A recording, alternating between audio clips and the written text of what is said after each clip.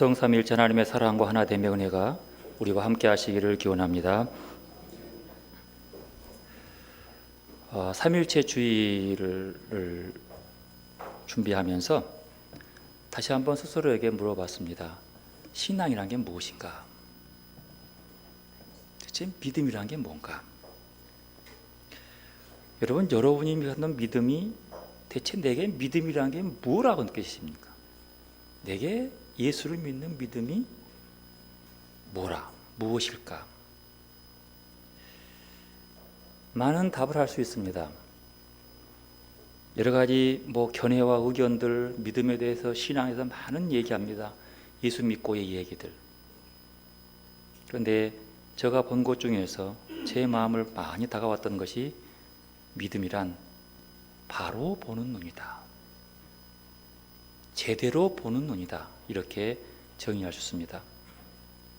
세상을 바라보는 눈, 나 자신을 바라보는 눈, 역사를 바라보는 눈, 자연을 바라보고 있는 눈이 제대로 바라보고 있냐 이 말. 그 눈은 어떤 눈입니까? 바르게 본다는 것은 눈에 보이는 대로가 아니라 그 보여짐 속에서 신앙은 어떻게 그들을 바라봐야 하냐는 겁니다. 영적인 눈이고 마음의 눈입니다. 이 눈이 똑바로 뜨여지고 바로 보아야 바른 신앙생활을 할 수 있다라는 말씀입니다. 그러면 바로 그것이 어떤 눈일까요? 어떤 눈이 똑바로 뜨인 눈일까요? 바로 하나님이 세상을 보는 눈으로 보아야 한다는 겁니다. 하나님이 세상을 바라보는 눈, 하나님이 나를 바라보는 눈. 하나님의 나를 바라보는 눈길은 어떤 눈길일까요? 사랑입니다. 하나님은 나를 사랑의 눈길로 보고 계시는 거예요. 하나님은 모든 것을 사랑의 눈으로 바라봅니다. 그러므로 하나님이 하시는 모든 일은 사랑입니다. 왜냐하면 하나님은 사랑이시기 때문입니다. 하나님이 하는 모든 것들은 사랑입니다. 벌을 주기도 하고 심판하기도 하고 멸망시키기도 하는 경우도 있지만 사랑이 있는 거예요. 그러므로 우리가 하나님이 하시는 모든 일들 속에서 하나님의 사랑을 볼 수 있는 것, 아니 보는 것, 그것이 믿음입니다. 나를 바라보는 눈 속에서 하나님의 눈으로 나를 바라보고 점검하는 게 사랑인 거죠. 이것이 바로 믿음인 거죠. 기독교 진리의 핵심은 삼위일체의 신비에 있다라고 얘기를 합니다.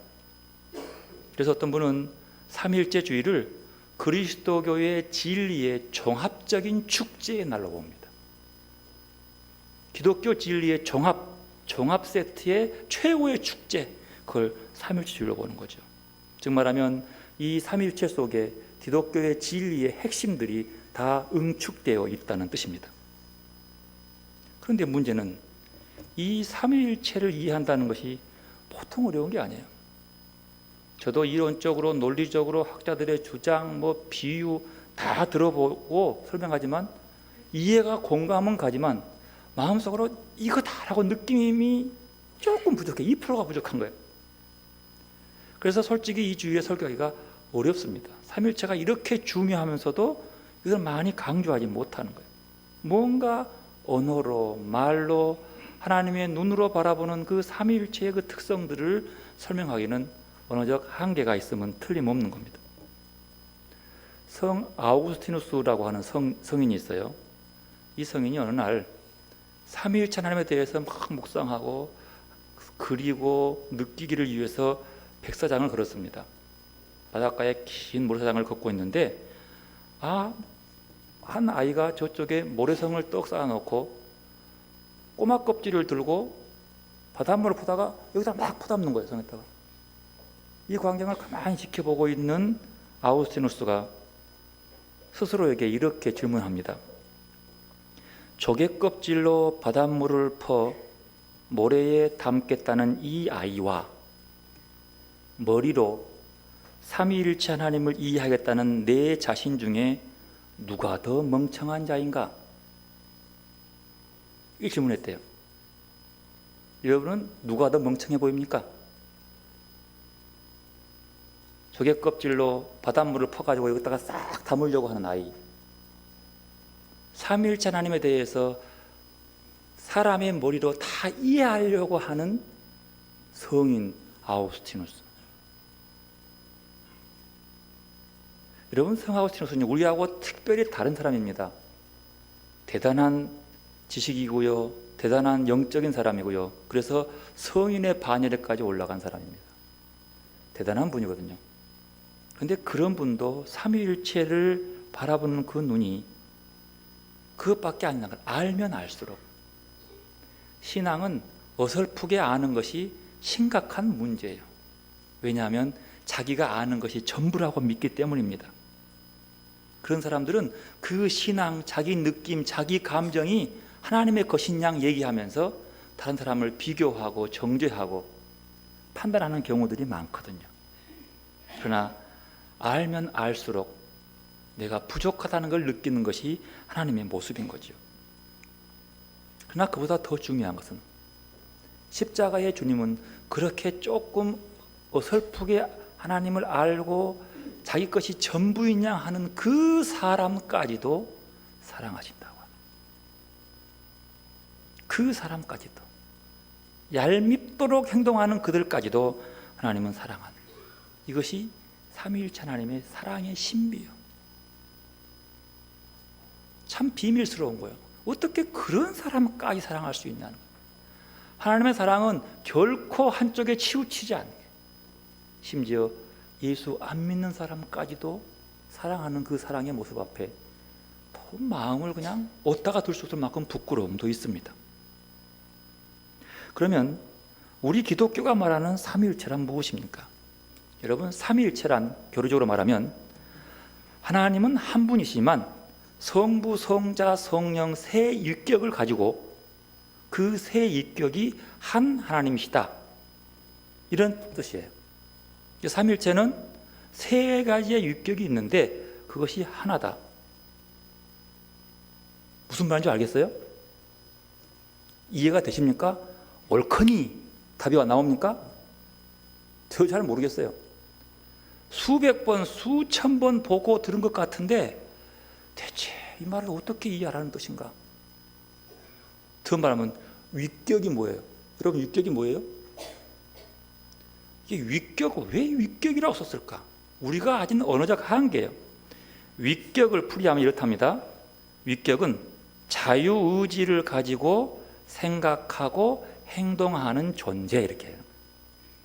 이 위격을 라틴 말로는 페르조나 이렇게 하거든요. 영어로 페르손 이건데, 이것을 풀면 스스로 자유의지를 가지고 생각하고 행동하는 존재, 그런 사람이에요.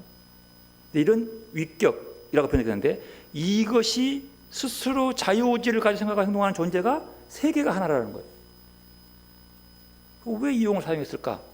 여러 가지 비유로 얘기하지만 그 비유가 다 이해가 안 됩니다. 여러분, 이 삼위일체를 잘못 풀이하고 비유 들어서 해석해가지고 이단으로 된 사람이 참 많이 있어요. 쉽게 안 건드려요, 이 부분은. 뭐 여러 가지 비유를 들어서 막 삼위일체라고 설명하지만 주로 그런 설명들의 비유는 양태로인적일 확률이 높습니다. 근데 이제 원래 이 페르존을 이 말을 위격으로 하는 이 말을 사용했던 근거는 이렇다는 거예요. 고대 그리스에서 연극을 하는데 배우들이 맡았던 역할들에 이제 맞게 가면을 써요. 이렇게 그 사람이 그 역할에 맞도록. 근데 한 사람이 여러 개의 가면을 들고 여러 가지 역할을 하는 거예요. 그것을 페르존이라고 그랬대요. 그러니까 한 사람이지만 연극에 나와서 보여주는 것들은 다 다른 사람을 이렇게 표현하고 있는 거예요. 그것을 봤다는 거예요. 이게 뭐 다 맞는 답은 아니고 모르겠습니다만, 그것 때문에 나오는 것이 페르존, 위격이란 말이에요. 그리고 일체라고 하는 말은 본성으로서 하나, 일체, 본체로서의 하나, 그런 뜻이라는 뜻이에요. 그러니까 하나란 말은 여럿이 서 있는 바탕이 하나라는 뜻이에요. 즉 삼일체는 배우 한 사람이 무대에서 세 가지의 다른 배역을 맡아 연기하는 것처럼 그렇게 한다는 그 일체의 모습을 한다는, 그렇게 이제 비유하고 있죠. 이것이 뭐 정확히 맞는 것인지 저는 잘 모르겠습니다만, 그런 유래에서 삼위할 때 위격이 나왔다는 뜻이에요. 왜 삼일체에서 나오느냐? 예수님께 제자들을 보내실 때에 그러므로 너희는 가서 모든 민족을 제자로 삼아 아버지와 아들과 성령의 이름으로 세례를 베풀고 내가 너희에게 분부한 모든 것을 가르쳐 지키게 하라. 볼지어다 내가 세상 끝날까지 너희와 함께 있으리라. 여기서 내가는 주님 한 분처럼 보이지만 더 말하면 삼위일체라는 거예요. 이렇게 되는 거예요. 삼위일체가 항상 우리와 함께 있을 것이다, 이런 얘기인 거죠. 즉 말하면 삼위일체에 나타나는 배역은 그 세 분만이 아니라 그 속에 함께하는 우리도 포함되어 있다는 사실이죠. 그 속에서 삼위일체 하나님의 사랑과 일치가 우리의 삶에서 본받도록 하는 것, 이렇게 말하는 거죠. 여러분이 삼위일체 설명하는데 도저히 이게 이론적인 교리적인 것들이 설명이 어렵기 때문에 그 하나의 그 신비라고 얘기하면서 그 설명하면서 적지만 부족하지만 비유로 설명합니다. 그 비유의 설명이 여러 개 있는데 그 중에 하나는 일치라고 하는 주제로 삼위일체를 설명해요. 그 일치는 세 가지 일치가 있는데, 첫째는 힘으로 이루어지는 일치라는 거죠. 힘, 군대, 강력한 윗사람의 명령과 일사불란하게 움직이도록 딱 정리되고 하는 것, 이것을 힘으로써 이루는 일치라고 합니다. 그리고 두 번째는 존중으로 이루어진 일체. 존중, 이 존중은 개개인의 개성과 인격이 살아있는 일체예요. 하나로 보지만 각각의 의견과 생김새와 주장하는 것과 고집들이 다 다르지만 서로의 다름을 인정하면서도 하나의 공통된 결론을 내요. 서로의 마음이 틀리면서도 하나를 만들어가는 거죠. 큰 틀에서 의견이 달라, 그렇지만 하나를 만들어가는 거예요. 이것이 삼위일체의 모습의 일치라고 하는 주제로 설명한다는 거죠. 삼위일체 그렇다는 거예요. 세 번째는 사랑으로 이루어지는 일치입니다. 여러분, 사람들은 사랑으로 다른 사람과 연결되어 있다고 하는 거죠. 사랑으로 연결되어 있지 않으면 그것은 거래 관계밖에 안 된다는 거예요. 여러분의 자녀들이 아파서 병원에 누워 있으면 누가 아파요? 부모도 아파요. 자식이 아파 누워 있으면 똑같이 아플 수는 없지만 부모의 마음도 여전히 그 아픔에 함께 있고 그 아픔에 함께 동참하고 함께 아파하는 거예요. 자식이 울면 엄마도 울어야 돼 있어요. 왜 그래요? 사랑이기 때문에요. 사랑으로 연결돼요. 분명히 자식과 나는 다르지만 뭘 돼요? 사랑으로 그렇게 함께 공감하고 공유하고 하는 거예요. 그게 사랑인 거예요. 내가 아픈 것도 아닌데, 내가 기쁜 것도 아닌데, 사랑이라고 하는 끈이 다른 사람과 나를 하나로 만들어주는 거예요. 이걸 일치라고 하는 거예요. 삼일체를 그렇게 보는 거죠. 근데로 남이 기뻐하는 것에 배 아파하는 사람, 헐뜯는 사람, 그건 뭐예요? 사랑하지 않은 사람인 거예요. 사랑의 기본으로 삼일체는 하나가 되는 거죠. 그런데 그 삼일체는 그렇게 하나님만 하라는 것이 아니에요. 사랑은 우리도 그렇게 하라는 뜻이에요. 그래서 이번에 삼일체는 삼일체가 이런 분이라고 소개하고 설교되고 알아주고 증명해내는 것이 중요한 것이 아니라 우리가 그 삼위일체가 하나가 되는 것처럼 우리도 각각의 개성들이 존중되고 인정되고 배려됨으로써 하나의 공통점을 만들어내면서 살아가는, 그걸 공동체라고 합니다. 이게 삼위일체가 우리에게 준 의미죠. 그래서 어떤 분은 삼위일체 하나님께서 이루시는 일치는 지극한 사랑의 일치다, 이렇게 얘기해요. 지극한 사랑의 일치. 그분은 너무너무 우리를 사랑하셔서 남김없이 자신을 다 내어놓는 사랑. 서로가. 우리 인간은 아무리 사랑이 많아도 사랑하는 사람과 하나가 될 수 없는 존재예요. 하지만 하나님께서는 그것을 이루어내신 거죠. 심지어 자기 목숨을 다 내어놓고 십자가에 죽기까지 사랑하시는 모습. 결코 삼일체는 우리 머리를 무겁게 하는 사변적인 진리가 아니라 우리가 실천하며 살아가야 하는 진리라고 여긴 겁니다. 그래서 이렇게 말해요. 삼위일체인 하나님이 사랑으로 깊은 일치를 이루어낸 것처럼 너희도 사랑으로 하나가 되거라. 이렇게 하는 하나님의 몸짓이 삼위일체의 모습이라는 거예요. 몸짓. 여기서 몸짓이라고 해서는 삼위일체 하나님의 리듬이라고 하는 거예요. 즉 이것을 삼위일체 하나님의 춤이라고 저는 설명했어요. 주님과 함께하는 춤. 삼위일체 하나님의 춤은 어떻게 맞아요? 뭘 매개로 해요? 일치의 매개가 뭐라고 했어요? 사랑이요. 사랑으로 서로 연결되는 그 춤, 그 리듬 말이에요. 이틀 전에 미국 대통령이 나 북미 정상회담 못하겠다고 털었어요. 그러다가 갑자기 그 다음날 갑자기 또 하겠다고. 그리고 사람들이 그냥 막 왔다 갔다 하면서 되게 헷갈리고 막 열이 팍 올랐다가 확 떨어지면서 막 별 황당한 일을 진행했어요. 이 사실을 보고 미국에 있는 기자가 이런 글을 썼다는 것이 제가 읽어봤어요.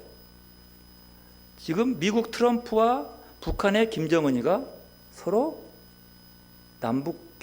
북미 정상회담을 위해서 댄스 치고 있다. 춤을 추고 있다. 제가 그 말이 굉장히 다가오는 거예요. 함께 춤추는 거 뭐예요? 춤을 출 때는요, 서로 댄스일 때는 손 잡고 있다가 옆으로 촥 놔두기도 하고 멀리 갔다가 뺑 돌아가지고 싹 돌아와서 서로 잡아주는 거예요. 그러니까 넘어지기도 하고 일어나지기도 하고 갔다가 뒤로 넘어뜨리기도 하고 일어나기도 하고. 춤이라고 하는 것은 그렇지만 결국 마지막에는 서로 평온하게 함께 기쁘게 느슨하게 춤을 춰가는 거예요. 마지막 그 결론을 위해서 틀어지기도 하고 돌아서기도 하면서 그러나 끝내 뭐래요? 손은 놓지 않는다는 거예요. 그것은 리듬이 있어요. 때가 있는 거예요. 아니라고 할 때가 있고 다시 하자고 할 때가 있는 거예요.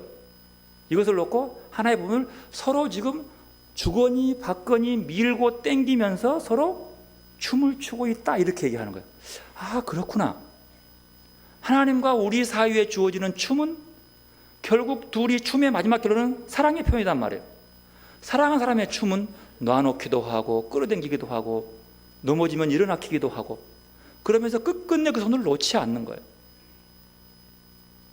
끝내 그 둘이 어떤 평화의 무드로 가기 위한 긍정적인 신호로 바라보고 그렇게 표현한 것처럼 느껴서 마음이 편안했어요. 그렇구나. 하나님과 우리의 관계에도 그런 춤인 거죠. 하나님의 사랑은 우리가 그 사랑 안에서 서로 손잡고 댄스하기, 춤추기로 원하는 거예요. 그런데 어느 때는 나랑 춤을 추는 하나님이 얼굴을 돌려버려. 없는 것처럼 안 보이는 거야. 아무리 불러도 대답이 없어. 안타까워 죽겠는데 응답이 없어. 그리고 저 깊은 나락에 빠지는 순간 설명해서 손을 턱 잡고 다시 쓱 끌어올려주는 거예요. 다시 활발하게 기쁘게 춤도록 확 올려주는 거예요. 이것을 춤이라고 하는 거예요. 삼위일체의 모습을 어떻게 설명할까? 어떤 분은 서로 손잡고 사랑의 춤을 추고 있다. 리듬, 각각 다른 자유의지를 가지고 각각 다른 생각과 행동을 하고 있는 존재이지만 그들이 사랑이라고 하는 매개로 서로 끌어당겨주고 공감하고 인정하면서 하나의 아름다운 춤 사이를 만들어 간다는 거예요. 리듬을 타는 거예요. 리듬에 굴곡이 있을 뿐이라는 거예요. 그러고 보면 죄를 지어서 타락하고 넘어진 나도 저 깊은 나락에 빠져서 좌절과 실망과 절망에 빠진 나에게도 손을 내밀고 밀어주시고 일어나게 해주시고 끌어당겨 주시고 함께 그 사랑 안으로 들어오도록 품어주시는 그 더러운 죄인들도 품어주면서 나랑 함께 기쁨의 밝은 춤을 추도록 만들어주는 그 모습, 이게 사랑의 몸짓이라는 거예요. 어떤 분은 말하기를 그 삼위일체 하나님이 우리더러 야 나랑 같이 춤판 한번 벌이자. 그 기쁨으로 함께 따라가며 사랑을 나누고 누리며 서로 기뻐하고 행복한 길을 가자. 이렇게 말씀하고 있다는 것입니다. 삼위일체 신비를 설명하기 위해서 가장 적합한 단어가 그래서 뭐라고요? 사랑. 사랑으로 연대되면서 사랑으로 존중하고 배려하고 이해하고. 사랑은 누군가 궁지에 몰리면 어떻게 해요? 쫓아가서 그것을 도와주는 게 사랑인 거예요. 아이고 미운 거 잘 됐다, 네가 닙을 받는구나 라고 내팽긴 사랑이 아닌 거죠. 눈물 흘리고 한숨 치고 후회하는 자들에게 새로운 힘을 주도록 끌어주는 것, 이게 존중이고 사랑이라는 거예요. 하나님께서는 인간을 너무 사랑하시어 당신의 외아들을 보내주시고, 성자께서는 인간에 대한 사랑 때문에 당신의 목숨을 바칩니다. 그리고 이 두 분의 사랑으로부터 성령께서 바라셔서 우리에게 오셔서 우리에게 그 사랑을 더 풍성히도록 감동시키시는 분, 이것이 삼위일체라는 거예요. 성부, 성자, 성령은 각자의 육격을 지닌 하나님이시지만 사랑 안에서 완전한 일치를 이루시는 하나님은 오직 한 분이다 라는 교리가 성립되는 거예요. 사랑이 있다면 그래서 우리는 서로 하나가 될 수 있습니다. 하나님께서 우리를 이 삼위일체 사랑 안으로 초대하시는 거예요. 친교와 일치의 공동체, 무엇으로? 사랑을 매개로. 그렇다면 우리 교회의 공동체에 속한 우리는 이미 삼위일체의 그 사랑의 서클의 신비 속에 들어와 있다는 거예요. 하나님 안에서 서로가 다른 모두가 하나 되는 것, 이것이 바로 교회예요. 차별과 천대받기도 하고 존중받기도 하고 별의별 사람들이 다 모이지만 삼위일체 하나님 안에서 하나라. 이것이 하나님이 우리에게 준 삼위일체의 은혜고 축복이고, 우리도 그 안에서 숨을 쉬고 새로운 생명의 틀을 만들어 간다는 것. 오늘 요한복음 3장의 말씀은 우리가 잘 아는 니고데모에 대한 이야기입니다. 니고데모 얘기는 너무 잘 알죠. 오늘 보면 1절에 보면 니고데모가 어떤 사람인지를 말합니다. 니고데모는 바리새인 중에 한 사람입니다. 바리새인은 상당히 어떤 분인지 알죠. 그리고 그 다음에 유대인의 지도자라고 했습니다. 2번 보면 아래 뭐라 하냐면 산헤드린 공의원이 있습니다. 유대인의 지도자를, 헬라말을 지도자라고 번역하면 유대인 중에서 선구자, 그런 뜻이에요. 앞서 있는 자, 즉 모든 면에서 생활과 삶과 신앙과 모든 면에서 앞서 있는 자, 즉 말하면 본보기가 될 자, 그 말이에요. 그 민족이 하나님 안에 살아가는 모습이든 그 사람을 보고 본받도록 만들어가는 사람, 이것이 지도자라는 뜻이에요. 선구자라는 뜻이에요. 앞서가는 자. 그래서 굉장히 존중받는 앞선 자의 모습이 니고데모입니다. 그런데 이 니고데모가 이제 보니까 밤에 예수님께 왔습니다. 왜 밤에 왔는고라고 봤더니 그 마음에 뭔가 풀리지 않는 게 있어요. 3장 1절 보면요, 그런데라고 시작합니다. 그런데는 부정접속사로 뭔가 해결되지 않는 앞에 부분이 있는 거예요. 앞에 부분 보면 2, 3절부터 보면은요, 6월달에 예수님께서 예루살렘에서 많은 표적을 행했는데 그 표적을 보고 사람들이 예수를 믿었어요. 니고데모가 그걸 본 거예요. 그런데 그 마음속에 예수님이 그걸 보면서 믿고 싶은데도 불구하고 뭔가 하나가 좀 걸린 게 있어요. 2절 보면은요, 그가 밤에 예수께 와서 이르되 라삐여, 우리가 당신은 하나님께로부터 오신 선생인 줄 아나이다. 하나님이 함께 하시지 아니하시면 당신이 행하시는 이 표적을 아무도 할 수 없음이니이다. 자, 여기서 봅시다. 니고데모는 예수님이 행하신 표적을 보고 누구를 본 거예요? 하나님 아버지를 볼 수 있는 거예요. 이게 바로 보는 눈이거든요. 그러니까 니고데모도 상당히 있어요. 예수님이 하는 걸 보면서 다른 바리새인들은 참 목수야 하면서 막 요구했는데 니고데모는 그를 보면서 하나님 아버지의 능력이 그를 통해 드러남을 보는 거예요. 놀라운 신앙의 모습이죠. 그러니까 이미 예수를 통해서 성부 하나님과 성자 예수님이 그 자리에 드러난 것을 보는 거예요, 둘이. 그런데 뭔가 하나가 부족해요. 뭔가 자기 속에는 그 하나님이 안 다가오는 거예요.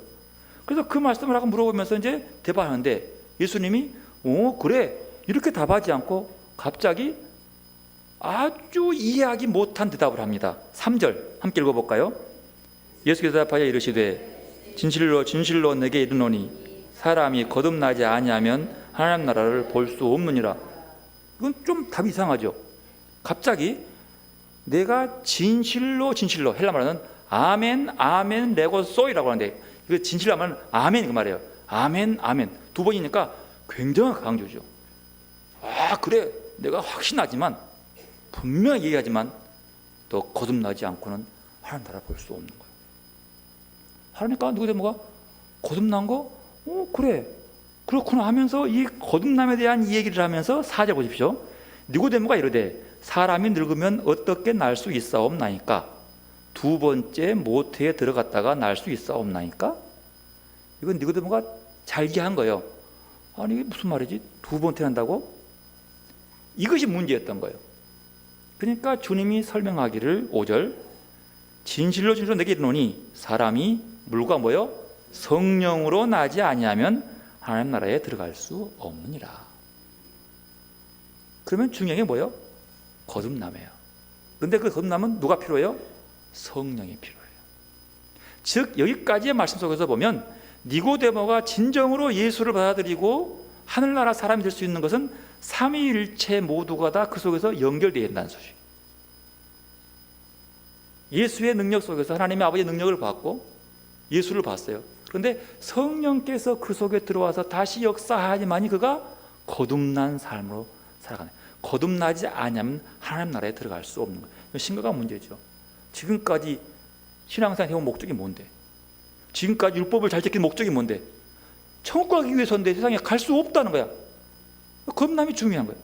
그러면서 예수님께서 쭉 설명합니다. 그러나 9절에 보면 니고데모가 이해 못합니다. 어찌 그러한 일이 있을 수 있나이까? 주님 말씀하시기를 너는 이스라엘 선생으로서 이런 것들도 몰랐느냐? 그러니 어떻게 네가 바르게 인도할 수 있겠느냐? 지식으로 학적으로 훌륭한 사람이면 틀림없지만 이걸 모르면 하나님께로 갈 수 없다. 근데 보십시오. 요한복음은 이 뒤로 니고데모가 아무도 대꾸하거나 질문하지 않습니다.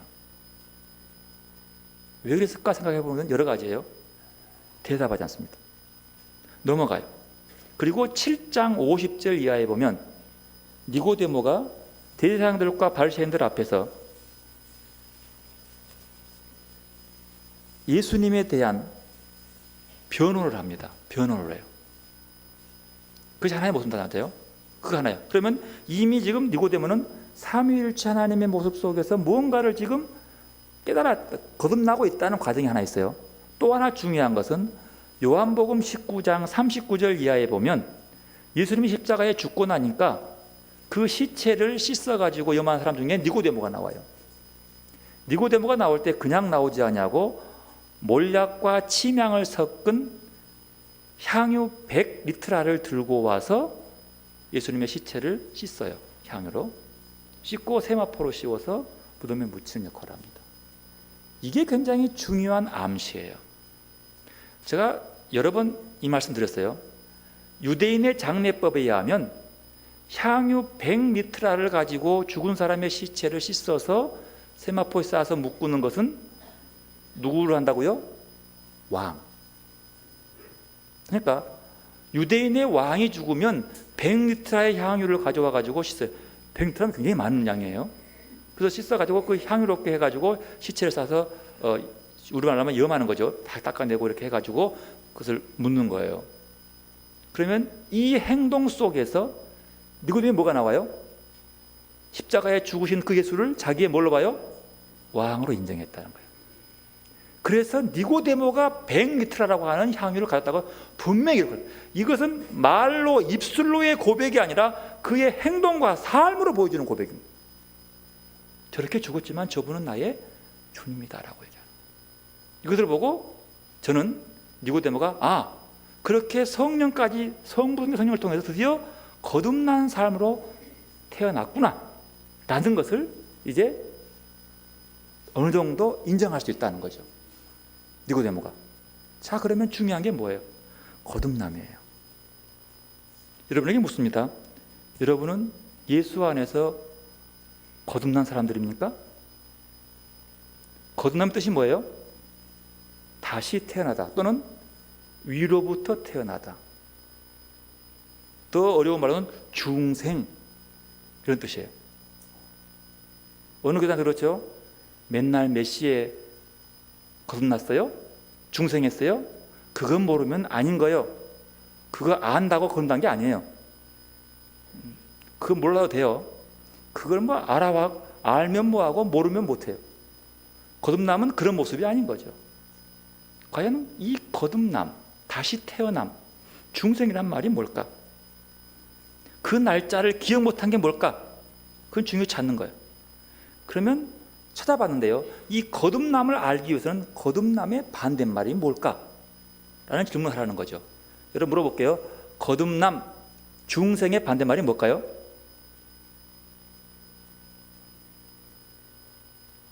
좀 어렵죠? 뭔가 뱅뱅뱅 도는데 뭐 말이 안 나와. 근데 그분이 이렇게 하더라고요. 거듭남의 반대말은 덧대기다. 그래서 이 덧대기가 뭐지? 라고 이제 살펴봤어요. 이런 예를 드는 거예요. 덧대기, 덧씌우기. 여러분, 여수에 태풍주의보가 내렸어요. 태풍주의보가 내리면 아파트 사람한테 뭐라 그래요?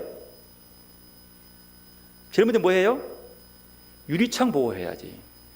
유리창에다가 뭐 해요? 이렇게 테이프도 붙이고 신문지도 붙여가지고 이렇게 어쨌든 거기다가 무언가 덧대가지고 이 녀석이 안 깨지게 만들어야 되는 거예요. 근데 이게 옛날 유리창이 돼가지고 막 나무로 만든 유리창이 되고 막 덜렁거리고 비만 오면 막 비가 들치고 막 덜렁댄단 말이죠. 그럴 경우에 그 속에 예를 들어서 밖에다가 튼튼하게 나무 판자로 탁 해서 못질을 팍 이렇게 했단 말이에요. 옛날에 그랬어요. 못질을 하고요. 이것을 보고 뭐라 그래요? 덧대기라고 하는 거죠. 이 원래의 창문을 그대로 두고 이 썩음썩음한 창문이 물이 새고 바람에 날아서 유리창 깨지지 않도록 했다가 판자떼기 발라가지고 쾅쾅쾅 멋지로 하면서 그 덧대기, 그러면서 뭘 보호해요? 그 오래된 썩음썩음한 이 창틀을 보호하는 거예요. 그걸 덧대기라고 합니다. 그러면 이 창틀의 얘기 속에서 거듭남이 뭐냐? 거듭남은 덧대기의 반대니까 어떻게 해야 돼요? 그 창틀을 싹 걷어내고 아주 좋은 하이샤시로 탁 막아버리는 거예요. 그러니까 요 물 새고 막 깨질 수 있는 것을 다 드러내버리고 거기다가 새로운 튼튼한 최고급 재질로 탁 만들어서 바람 불어도 깨지지 않도록 딱 만들어 놓는 것을 거듭남 이렇게 말하는 거죠. 이게 예예요. 이것은 이렇게 보는 거예요. 그러면 우리의 신앙 속에서도 덧대기 신앙이 있다고 하는 거예요. 덧대기. 니고데모가 예수를 밤중에 찾아온 것은 자기의 삶 속에서의 자기가 갖고 있는 바리새인, 유대인의 선구자, 사내들인 공회원, 자기의 명예 권세를 다 가지고 거기다가 예수의 이름의 생명의 하늘을 덧대기 위해서 왔다는 것이에요. 그러니까 예수님 말이 야, 너 덧대기 해가지고 그러면 그 하늘나라 가는 게 아니야. 덧대기가 아니라 거듭나라 그 말이에요. 네 가지고 있는 지금까지의 그 율법적인 사고방식, 바리새인의 모습, 이런 것 최고 대접받는 그런 모습들을 여기다가 예수님과 딱 씌워가지고 요건 신앙이 아니라는 거예요. 그래가지고 천국 못 간다는 거예요. 이거 다 뒤집어내고 새롭게 태어나라. 그래서 새로운 피조물이라. 이전 것은 싹 버리고 깨끗이 쓸어내고 튼튼한 창틀을 만들어라. 이것이 거듭남, 다시 태어남, 위로부터 태어남. 즉 내가 가진 내 누구 아버지, 사회적인 내 지위가 어떻고 내 체면이 어떻고 내 명성이 어떻고 이런 것들에다가 뭘 더 씌워서 이렇게 믿는 것처럼 하지 말라는 거예요. 옛날에 왕들은 교회 나올 때 교회에 왕 자리가 있어요. 이렇게 딱 있어가지고 거기는 지금도 가서 보면요 문 잠가놨어요. 열쇠로. 나 앉아봤는데 넘어가서 앉아봤는데 별거 없습니다. 하여튼 좋은 자리 딱 가지고 딱 그 자리가 있어요. 왕 자리. 그렇게 온 것은 덧대기 신앙이라고 합니다. 그런 형세 하지 말고 네 사회적인 위치가 뭐 연예인이라서 힘, 뭐 가수가 어떻고 믿어가지고 막 간증 집회 다니는 이런 덧대기 신앙들 말고 그런 거 다 버리고 사도 바울처럼, 사도가 바울이 가진 이력서가 얼마나 많아요. 거기다가 덧대기 하나 그것을 다 로마 시민국까지 버리고 배설물로 버리고 오직 하나 십자가 외에는 자랑하지 않겠다. 이것이 새로운 피조물이라는 거죠. 이것이 거듭남이라고 하는 거죠. 그래서 사도 바울이 하는 얘기죠. 덧대기 신앙하지 말아라. 이것이 새로운 피조물의 신앙. 다 내 자존심들 다 버리고 오직 주님 안에 새로워지는 그 모습으로 거듭나는 삶. 니고데모는 그 삼위일체 성령을 통해서 다시 거듭남을 통해서 하나님과 예수 그리스도와 성령에 주어지는 서로 움직이면서 서로 리듬을 타면서 사랑을 나누는 그 모습 속에서 나도 살리면서 그 안에 내가 뛰어들어가서 함께 그 사랑을 나누는 그 모습. 이것이 오늘 해주신 말씀의 본문인 거예요. 삼일체에 대한 어느 분의 묵상글을 읽고 결론 짓겠습니다. 그리스도인들은 아버지와 아들과 성령 하나님을 믿습니다. 신학자들은 아버지와 아들과 성령의 하나님을 삼위일체라고 정의합니다. 성부, 성자, 성령이 한 분 하나님이 되시는 신비를 사랑의 신비라고 합니다. 사랑은 비움이자 내어줌입니다. 아버지 하나님은 아들 예수에게 자신을 온전히 내어주고 아들 예수는 자신을 완전히 비워 아버지 하나님으로 충만하고 아버지와 아들의 사랑이 성령으로 나타납니다. 하나님이 삼위일체라 함은 하나님이 사랑이시기 때문입니다. 그러므로 삼위일체는 머리로 깨달을 수 있는 신비가 아니라 몸으로 살아야 할 신비입니다. 예수는 삼위일체의 신비를 몸으로 살았던 분이시지 말로 설명하거나 설교하지 않았습니다. 사도 바울은 이렇게 인사합니다. 고린도후서 13장 13절 말씀. 주 예수 그리스도의 은혜와 하나님의 사랑과 성령의 교통하심이 너희 무리와 함께 있을지어다. 세번역. 주 예수 그리스도의 은혜와 하나님의 사랑과 성령의 사귐이 여러분에게 있기를 빕니다. 공동번역. 주 예수 그리스도의 은총과 하나님의 사랑과 성령께서 이루어 주시는 친교를 여러분 모두가 누리시기를 빕니다. 그리스도인은 하나님의 사랑, 그리스도의 은총, 성령의 친교로 구원받았고 하나님의 생명에 참여하게 되었습니다. 그리고 그 생명을 누리게 되었습니다. 그러므로 지금은 그리스도인이 사랑하는 생활로 은총을 열매 맺고 친교를 이루어 삼위일체 신비를 현실화해야 할 때입니다. 얼마나 많은 신학자들이 삼위일체를 연구하고 책을 쓰고 논문을 쓰느라고 시간을 낭비했는지 모릅니다. 얼마나 많은 목회자들이 삼위일체 신비를 신도들에게 알아듣도록 설교하느라 예를 썼는지 모릅니다. 다 부질없는 짓처럼 보입니다. 왜냐하면 예수님처럼 삼위일체의 신비를 살아야 하기 때문입니다. 우리 겸손히 기도로 나아가십시다. 지금 우리는 삼위일체 하나님이 주시는 생명에 참여하고 있습니까? 사랑으로 하나가 된 삼위일체 하나님의 신비를 살아내고 있습니까? 묵상하면서 그 삼위일체 하나님의 사랑의 신비로 들어가는 시간 되시기 바랍니다. 기도로 나가십시다.